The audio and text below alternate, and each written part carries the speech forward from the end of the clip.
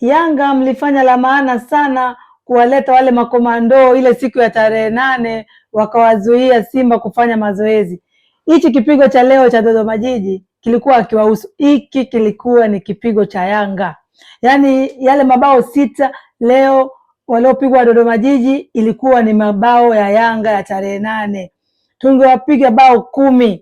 Yaani Yanga nyie mna machale sana.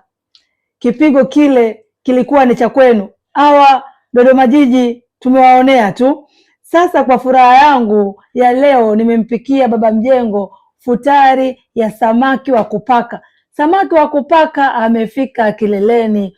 Pia nimempikia ndizi mzuzu za kuiva za nazi, na nimetengeneza sambusa za nyama, mihogo ya kukaanga, mandazi ya nazi, na nimetengeneza juisi ya maembe na passion, na bila kusahau nimetengeneza na chai ya maziwa.